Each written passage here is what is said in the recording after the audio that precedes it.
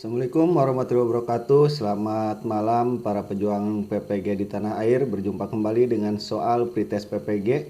Kali ini mata pelajaran PKN bagian 1 tahun 2022. Langsung saja kita simak videonya secara bersama-sama.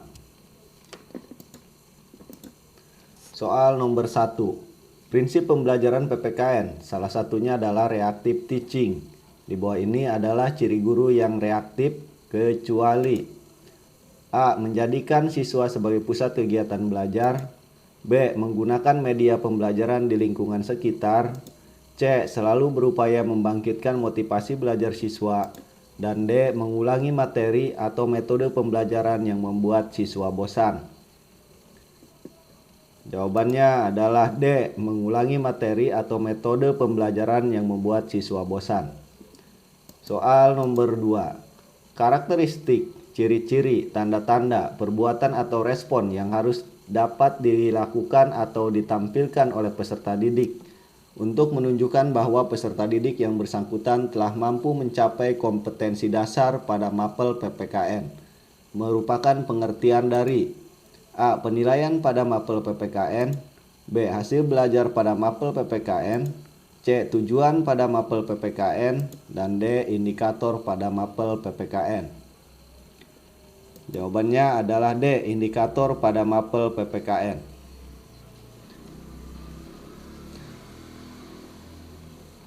Soal nomor 3. Dalam proses pembelajaran PPKN, guru kelas 1 SD mengajarkan tentang kompetensi dasar. 1.2. Menghayati dan mengamalkan ajaran agama yang dianutnya. 2.2.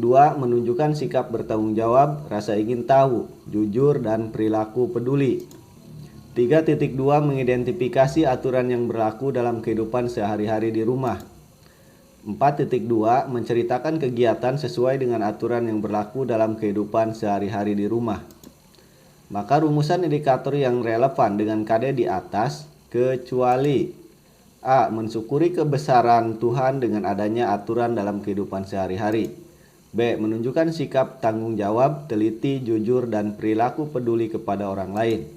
C. Mengidentifikasi aturan bermain bersama teman di rumah. Dan D. Menceritakan aturan bermain bersama teman di rumah. Jawabannya adalah B. Menunjukkan sikap tanggung jawab, teliti, jujur, dan perilaku peduli kepada orang lain. Soal nomor 4. Berikut ini adalah kelebihan penggunaan model pembelajaran kooperatif dalam pembelajaran PPKN SD. Kecuali A. Memungkinkan terbentuk dan berkembangnya nilai-nilai sosial dan komitmen. B. Meningkatkan kemampuan individu dalam mencapai prestasi secara kelompok. C. Meningkatkan kepekaan dan kesetiakawanan sosial. Dan D. Memungkinkan siswa untuk saling belajar mengenai sikap, keterampilan, informasi, dan perilaku sosial. Jawabannya adalah B. Meningkatkan kemampuan individu dalam mencapai prestasi secara kelompok. Soal nomor 5. Kelebihan model cooperative learning di bawah ini yang benar menurut Hidayati tahun 2012 halaman 16. Kecuali A. Melatih kesiapan siswa. B. Dapat mengurangi rasa takut dalam bertanya. C. Saling memberikan pengetahuan. Dan D. Suasana pembelajaran menjadi menyenangkan karena siswa seperti bermain dengan melempar bola kertas kepada siswa lain. Jawabannya adalah B. Dapat mengurangi rasa takut dalam bertanya. Soal nomor 6. Pada pembelajaran PPKN, pada pelaksanaannya disarankan untuk menggunakan model kooperatif agar masing-masing individu dapat berbicara sesuai dengan pembahasan materi. Namun dalam kenyataannya banyak siswa yang pasif. Hal ini dikarenakan kecuali A. Banyak siswa yang merasa tidak senang dikarenakan siswa yang unggul merasa bekerja sendiri daripada dengan siswa yang pasif. B. Banyak siswa yang merasa tidak senang dikarenakan pembagian pekerjaan lebih ditekankan pada siswa yang unggul. C. Banyak siswa yang merasa tidak senang dikarenakan banyak perbedaan pendapat semakin rumit untuk memecahkan permasalahan. Dan D. Banyak siswa yang merasa tidak senang dikarenakan menambah motivasi dan percaya diri dari hasil diskusi. Jawabannya adalah D. Banyak siswa yang merasa tidak senang dikarenakan menambah motivasi dan percaya diri dari hasil diskusi. Soal nomor 7. Pada ulangan PPKN, Agnes pada semester akhir mendapatkan nilai 85. Dan nilai yang didapat Agnes tersebut termasuk ke dalam nilai A. Kinerja, B. Produk, C. Proses, dan D. Formatif. Jawabannya adalah B. Produk.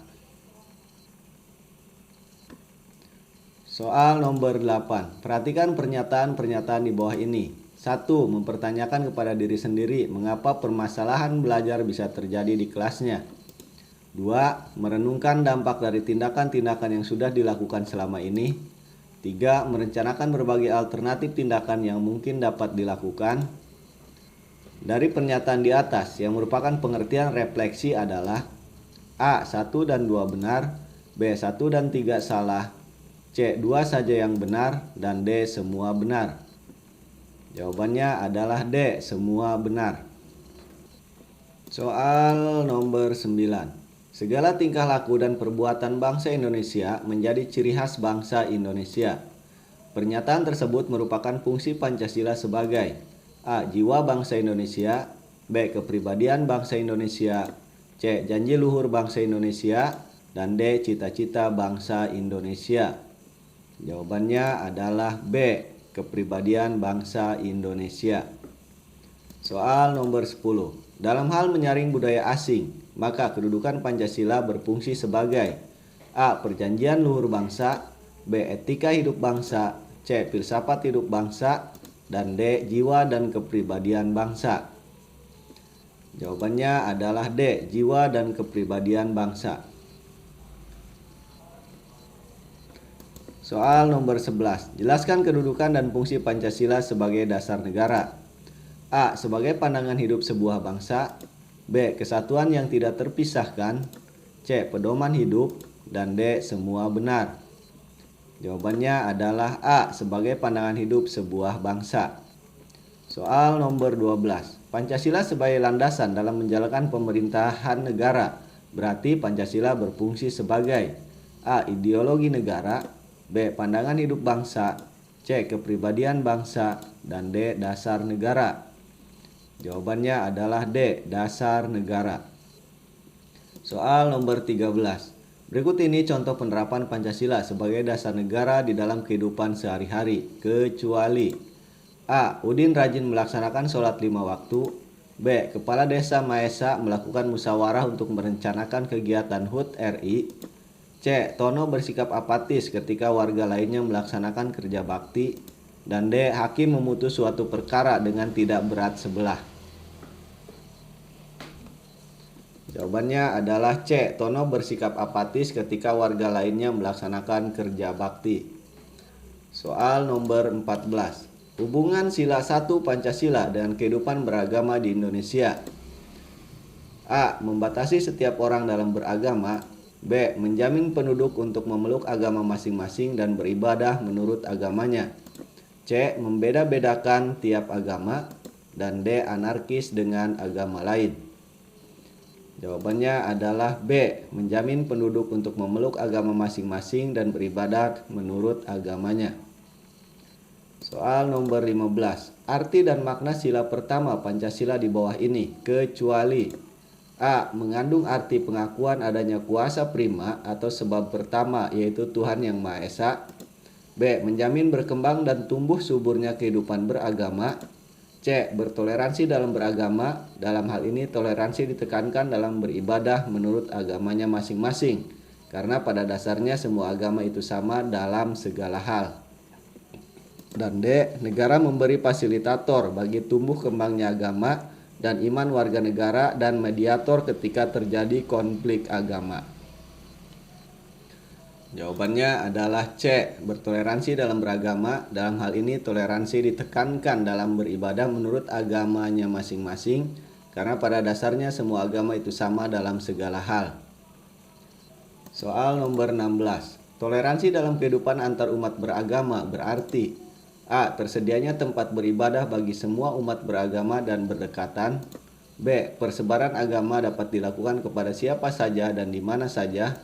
C. Menghargai aktivitas inter dan antar umat beragama serta pemerintah. Dan D. Setiap agama memiliki tujuan dan cara beribadah yang sama kepada Tuhan. Jawabannya adalah C. Menghargai aktivitas inter dan antar umat beragama serta pemerintah. Soal nomor 17. Adanya peradilan tata usaha negara di samping peradilan umum dan militer merupakan salah satu ciri negara hukum. A. Legal, B. Material, C. Formal, dan D. Positif. Jawabannya adalah C. Formal. Soal nomor 18. Sebagai penganut sistem negara hukum material, Indonesia menerapkan A. Sistem pemisahan kekuasaan yudikatif dari kekuasaan eksekutif dan legislatif. B. Sistem peradilan yang bebas dan merdeka. C. Peradilan tata usaha negara. Dan D. Sistem lembaga bantuan hukum atau LBH yang memihak kepada masyarakat. Jawabannya adalah B. Sistem peradilan yang bebas dan merdeka. Soal nomor 19. Bacalah dengan seksama pernyataan di bawah ini. 1. Kekuasaan kehakiman yang bebas dari kekuasaan lain. 2. Sistem pemerintahannya adalah presidensil. 3. Kedaulatan rakyat. 4. Norma hukum bersumber pada Undang-Undang Dasar 1945. Berdasarkan pernyataan di atas yang bukan termasuk prinsip-prinsip negara hukum Indonesia adalah A. 1, B. 2, C. 3, dan D. 4. Jawabannya adalah B. 2. Sistem pemerintahannya adalah presidensil. Soal nomor 20. Penggolongan hukum menurut sumbernya antara lain adalah A. Tertulis dan tidak tertulis. B. Traktat dan jurisprudensi. C. Lokal dan internasional. Dan D. Objektif dan subobjektif. Jawabannya adalah B. Traktat dan jurisprudensi. Demikian soal-soal pretest PPG untuk mapel PPKN yang dapat saya sampaikan. Semoga bermanfaat. Jangan lupa like dan subscribe serta ketuk loncengnya biar kami bisa menampilkan video-video yang terbaru. Sampai jumpa di video berikutnya.